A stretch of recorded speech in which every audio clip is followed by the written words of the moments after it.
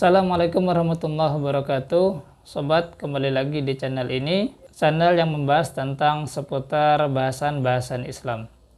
Sobat, hari ini tidak sedikit orang yang menganggap bahwa sistem demokrasi itu sama dengan sistem khilafah.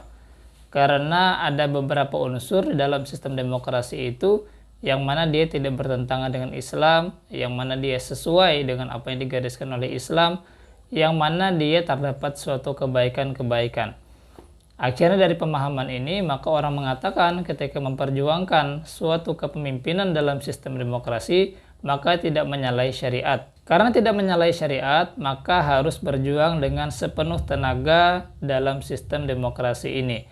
Misalnya adalah memilih pemimpin, tidak memilih untuk golput, kemudian berusaha untuk menjadi kader-kader, atau menjadi perwakilan rakyat dalam sistem demokrasi, atau berusaha untuk menjadi kepala daerah dan sebagainya.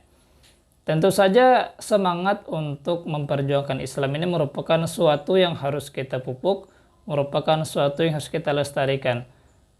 Dan tentu saja semangat itu tidaklah cukup kalau tidak kita barengi dengan cara yang tepat tadi.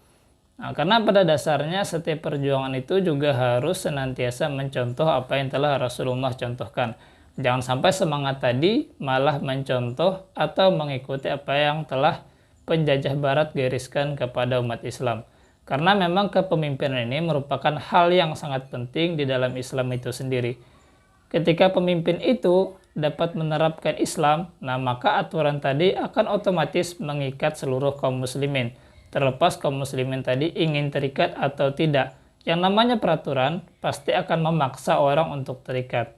Nah, kalau kita terpaksa untuk melakukan kebaikan, tentu saja itu adalah sesuatu yang baik bagi kita.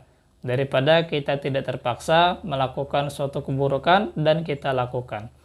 Oleh karena itu, itulah pentingnya pemimpin dan itulah pentingnya kita memahami bagaimana sih sebenarnya sistem demokrasi ini, bagaimana sih sebenarnya sistem khilafah, apakah memiliki suatu kesamaan, dan bagaimana jika kita memperjuangkannya. Sobat, terlebih dulu harus kita pahami bahwa dalam sistem khilafah itu terdapat 4 pilar, yang mana pilar ini harus ada keempat-empatnya. Tidak boleh salah satunya tidak ada. Nah, kalau salah satunya tidak ada, maka ini tidak dapat disebut sebagai negara khilafah. Atau ini hanyalah sebuah negara yang itu mengakui sebagai negara khilafah atau sebagai negara Islam. Pilar yang pertama dalam sistem khilafah itu adalah kedaulatan di tangan syara atau di tangan Allah Subhanahu wa Ta'ala. Artinya, yang membuat hukum itu adalah ketentuan Allah Subhanahu wa Ta'ala. Yang membuat hukum itu berhak hanyalah Allah Subhanahu wa Ta'ala. Adapun manusia itu hanya menjalankannya. Jadi tidak ada andil oleh manusia dalam membuat suatu hukum. Karena kita paham bahwa manusia itu adalah makhluk yang lemah dan terbatas. Oleh karena itu, ketika dia membuat hukum, pasti ada kemungkinan kekeliruan pada saat itu. Atau ketika dia membuat hukum, pasti akan pertama mementingkan dirinya sendiri agar tidak dirugikan dengan hukum tadi. Kedua, dia mementingkan kelompoknya agar tidak dirugikan. Nah, sehingga tidak mungkin dia itu ketika dia memutuskan suatu hukum, pasti akan merugikan dirinya sendiri. Pasti dia akan memutuskan hukum yang menguntungkan dirinya sendiri. Terlepas orang lain itu nanti akan seperti apa, akan menerima atau menolak. Nah, itulah kenapa hukum yang diputuskan oleh manusia itu sulit sekali mencapai keadilan, bahkan tidak akan adil. Karena dia memiliki naluri untuk mempertahankan dirinya sendiri. Oleh karena itulah hukum itu hanya tepat ketika Allah Subhanahu wa Ta'ala yang memutuskannya. Adapun manusia hanya menjalankannya. Itulah arti dari kedaulatan di tangan syara atau di tangan Allah Subhanahu wa Ta'ala. Sobat, pilar yang kedua dalam sistem khilafah itu adalah kekuasaan di tangan umat. Artinya umat berhak memilih pemimpin siapapun yang dia inginkan. Dia tidak boleh dipengaruhi oleh partai tertentu, oleh kelompok tertentu. Artinya dia memiliki kekuasaan untuk memilih pemimpin dan juga untuk memberhentikan pemimpin dan juga berhak untuk suka atau tidak suka dengan pemimpin yang dia pilih. Karena pada dasarnya kekuasaan itu adalah milik umat.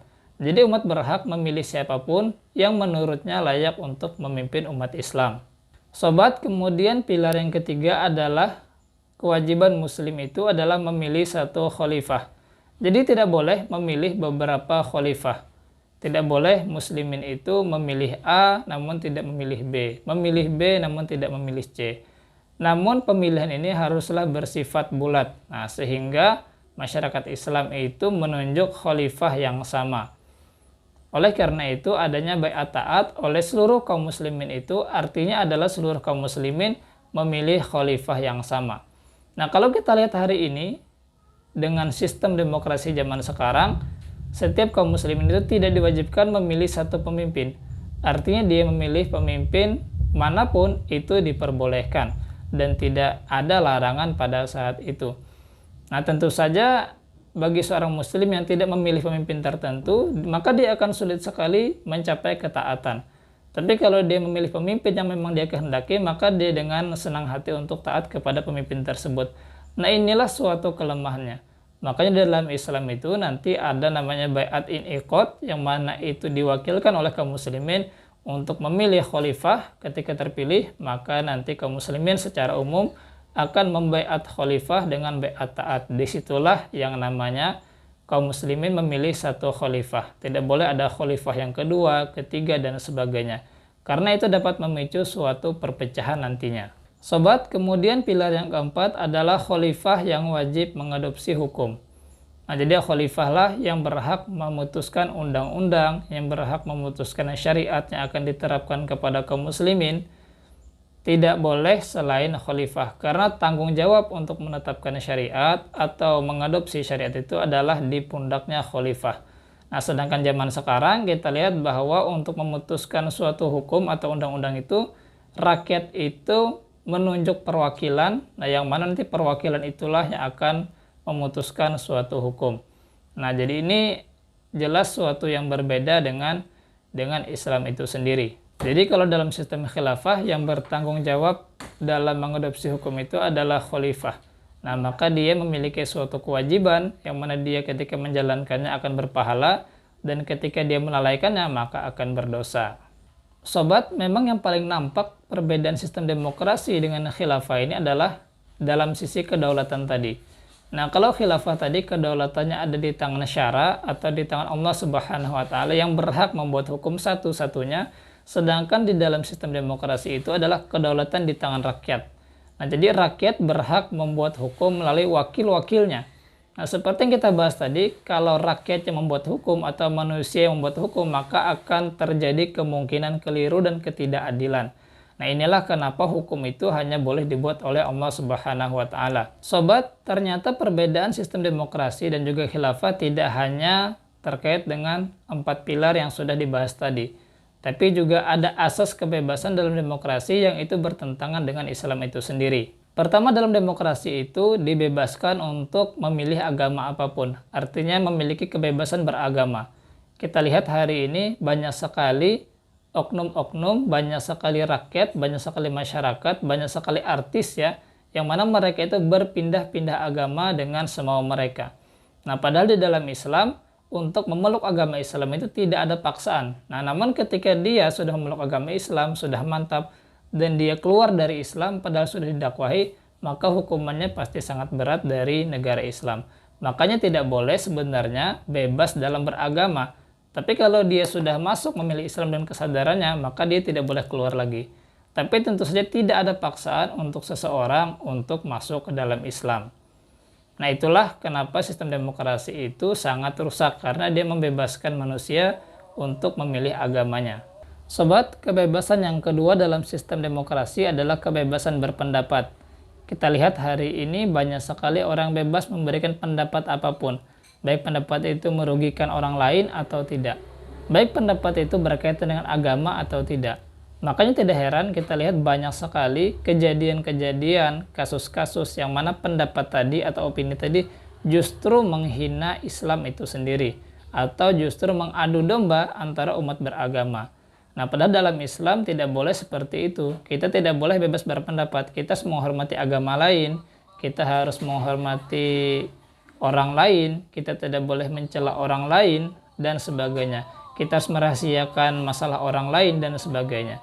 Kita harus menjaga privasi orang lain. Nah, jadi inilah sebenarnya asas dalam demokrasi tadi yang sangat tidak syar'i, yaitu kebebasan berpendapat. Sobat, kemudian asas yang ketiga adalah kebebasan kepemilikan.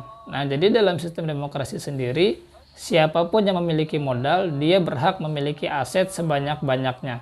Oleh karena itu tidak heran makanya yang kaya semakin kaya, yang miskin semakin miskin. Karena negara kita ini mengizinkan siapapun yang kaya untuk memiliki aset sebanyak-banyaknya. Karena mereka memiliki modal, jelas mudah saja bagi mereka untuk memiliki aset.